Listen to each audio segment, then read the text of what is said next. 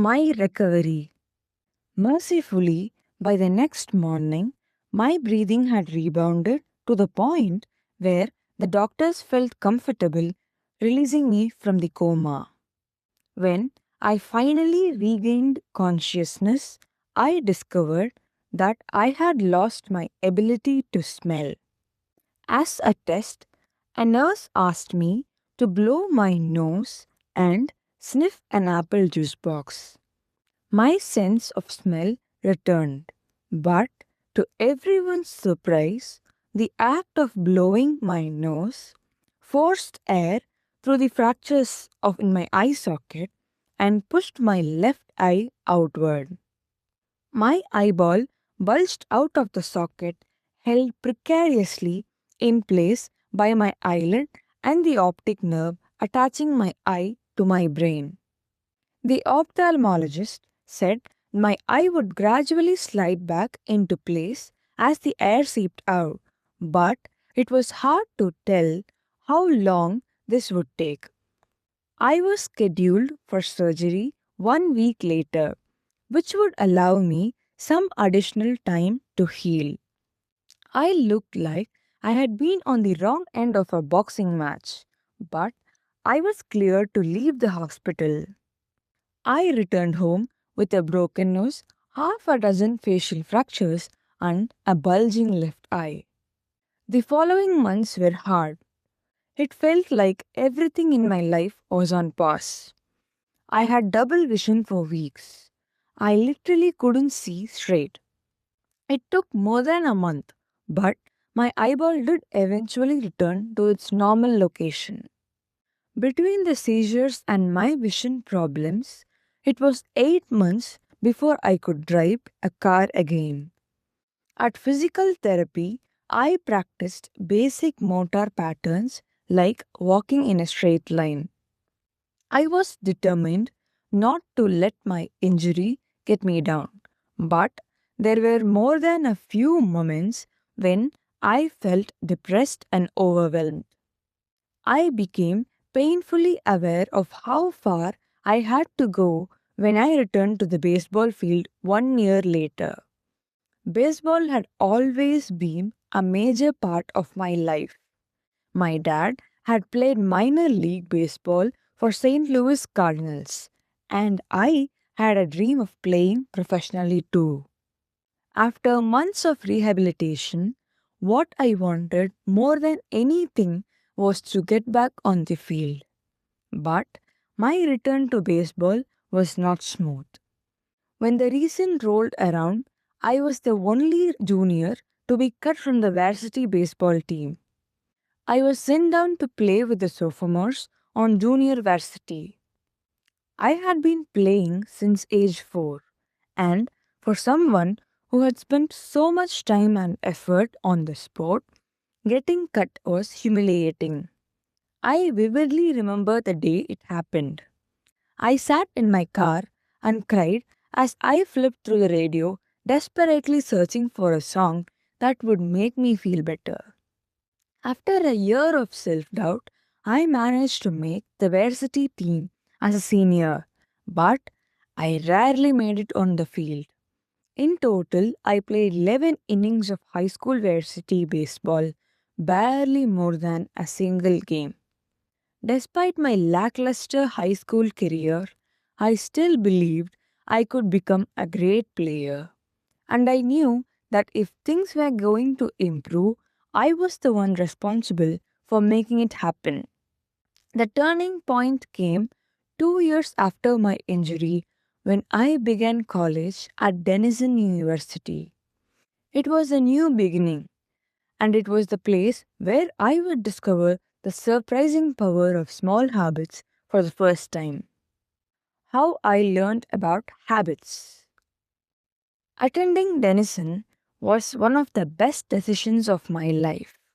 I earned a spot on the baseball team, and although I was at the bottom of the roster as a freshman, I was thrilled.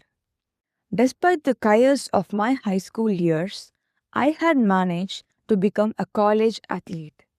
I wasn't going to be starting on the baseball team anytime soon, So I focused on getting my life in order.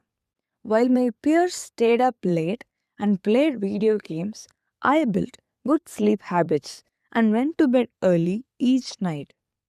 In the messy world of college term, I made a point to keep my room neat and tidy. These improvements were minor, but they gave me a sense of control over my life. I started to feel confident again, and this growing belief in myself rippled into the classroom as improved in my studies, habits, and managed to earn straight A's during my first year. A habit is a routine or behavior that is performed regularly and, in many cases, automatically. As each semester passed, I accumulated small but consistent habits that ultimately led to results that were unimaginable to me when I started. For example, for the first time in my life, I made it a habit to lift weights multiple times per week. And in years that followed, my 6 foot 4 inch frame bulked up from featherweight 170 to a lean 200 pounds. When my sophomore season arrived, I earned a starting role on the pitching staff. By my junior year, I was voted team captain, and at the end of the season, I was selected for all conference team. But it was not until my senior season that my sleep habits, study habits, and strength training habits really began to pay off. 6 years after I had been hit in the face with a baseball bat, flown to a hospital, and placed into a coma, I was selected as the top male athlete at Denison University and named to the ESPN Academic All America team, an honor given to just 33 players across the country. By the time I graduated, I was listed in the school record books in 8 different categories. That same year, I was awarded the university's highest academic honor, the President's Medal. I hope you will forgive me if this sounds boastful. To be honest, there was nothing legendary or historic about my athletic career. I never ended up playing professionally. However, looking back on those years, I believe I accomplished something as rare. I fulfilled my potential. And I believe the concepts in this book can help you fulfill your potential as well. We all face challenges in life. This injury was one of mine, and the experience taught me a critical lesson. Changes that seem small and unimportant at first will compound into a remarkable result if you're willing to stick with them for years. We'll all deal with setbacks, but in the long run, the quality of our lives often depends on the quality of our habits. With the same habits, you'll end up with the same results. But with better habits, anything is possible. Maybe there are people who can achieve incredible success over the night. I don't know any of them, and I'm not certainly one of them.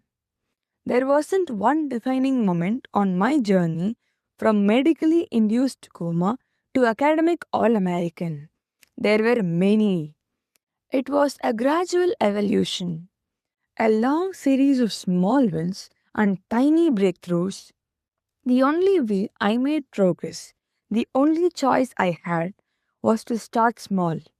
And I employed this same strategy a few years later when I started my own business and began working on this book. How and why I wrote this book. In November 2012, I began publishing articles at jamesclear.com. For years, I had been keeping notes about my personal experience with habits, and I was finally ready to share some of them publicly. I began by publishing a new article every Monday and Thursday. Within a few months, This simple writing habit led to my first 1,000 email subscribers, and by the end of 2013, that number had grown to more than 30,000.